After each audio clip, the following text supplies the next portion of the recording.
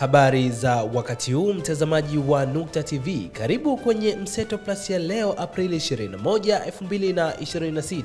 Dakika chache za kukuangazia taarifa mseto zilizojiri ndani na nje ya taifa la Tanzania.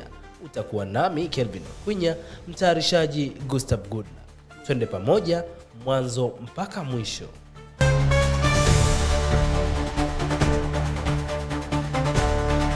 Tume ya uchunguzi wa matukio ya kabla na baada ya uchaguzi mkuu inatarajiwa kukabidhi ripoti yake kwa Rais Samia Suluhu Hassan siku ya Alhamis, Aprili 23, 2026 baada ya kuongezewa muda kwa takriban mara mbili.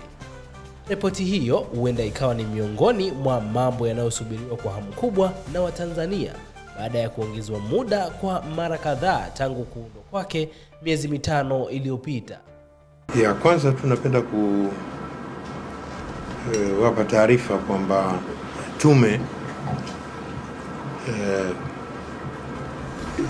karibuni itafikia tamati ya kazi zake kwa kuwasilisha rasmi taarifa yake kwa Mheshimiwa Rais ambaye ndio mamlaka ya uteuzi siku ya Alhamis tarehe 23. Hiyo ilianza rasmi kutekeleza majukumu yake Novemba 20, 2025 mara baada ya kuzinduliwa na Rais Samia, na ilitarajiwa kukamilisha kazi zake pamoja na kuwasilisha ripoti ndani ya siku 90, yani kabla au ifikapo Februari 20, 2026. Tofauti na matarajio ya wengi, tume hiyo ilitangaza kuongezewa muda wa siku 42 na kutakiwa kuwasilisha ripoti hiyo kabla au ifikapo Aprili 3, 2026, ambapo ahadi hiyo haikutekelezwa. Aprili 7 mwaka huu, tume hiyo ilitangaza tena kuongezewa muda wa siku 21 ikitakiwa kukamilisha kazi hiyo kabla au ifikapo Aprili 24, 2026.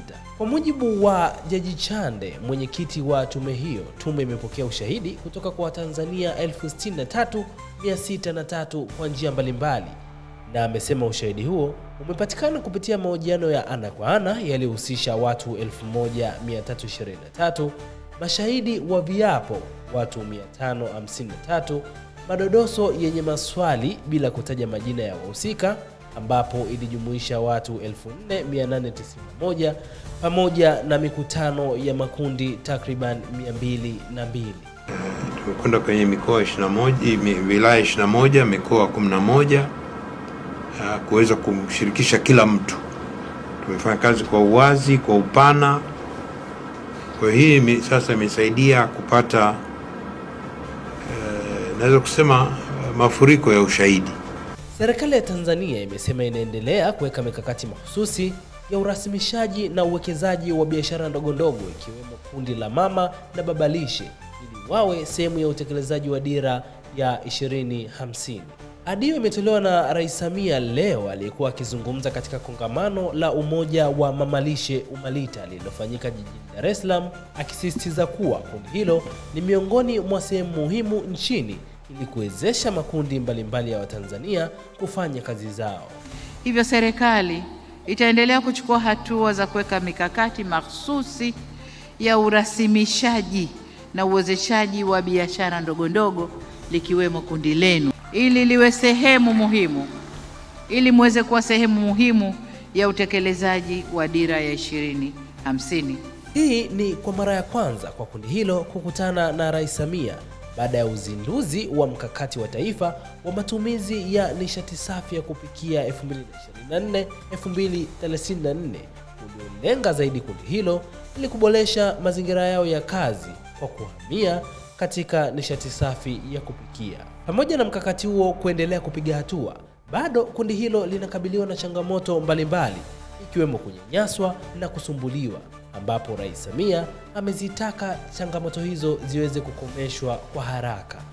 Yale yaliyosemwa hapa ya kunyanyaswa, ya kusumbuliwa, na hayapaswi kufanywa kwa kundi hili. Na katika anga za kimataifa, Rais wa Marekani Donald Trump amesema nchi hiyo haitaondoa kizuizi cha kijeshi kilichowekwa katika mlango bahari wa Hormuz, hadi pale makubaliano rasmi yatakapofikiwa na Iran. Kauli hiyo inakuja wakati kukiwa na sintofahamu kuhusu mustakabali wa mazungumzo ya amani kati ya Irani na Marekani, huku kila upande ukionyesha msimamo tofauti juu ya hatua inayofuata. Kupitia mtandao wake wa Truth Social, Trump alieleza kuwa kizuizi hicho kilichoanza wiki iliyopita kimeidhoofisha kwa kiasi kikubwa Iran, akisisitiza kuwa Marekani itaendelea kupata ushindi mkubwa katika mzozo huu. Hata hivyo, kauli ya Trump imeibuka sambamba na taarifa za kuwepo kwa makubaliano ya muda ya kusitisha mapigano baina ya pande hizo mbili yanayotarajiwa kukamilika kesho, siku ya Jumatano. Licha ya hatua hiyo, hatima ya mazungumzo ya awamu ya pili bado haijawekwa wazi. Hata hivyo, ripoti zinaeleza kuwa mkutano wa mazungumzo hayo unatarajia kufanyika nchini Pakistan, ambapo hatua za kiusalama zimekwisha imarishwa katika mji mkuu kwa ajili ya tukio hili. Kwa upande wa Marekani, makamu wa rais JD Vance anatarajia kuongoza ujumbe wa nchi hiyo, ingawa hadi sasa hajaanza safari kutoka katika jiji la Washington. Wakati huo huo, Iran imesema kuwa bado haijatoa uamuzi wa mwisho kuhusu kushiriki katika mazungumzo hayo. Mtazamaji wa Nukta TV, kufikia hapo tumefikia tamati ya Mseto Plus ya leo. Kwa Mseto Plus nyingine, ungana nasi hapo siku ya Ijumaa. Lakini nikukumbushe, usisahau kutufuatilia na kusubscribe chaneli yetu na kutufuatilia kwenye mitandao ya kijamii ikiwemo Facebook, Instagram, TikTok na X. Kote tunakwenda kwa jina la Nukta Tanzania.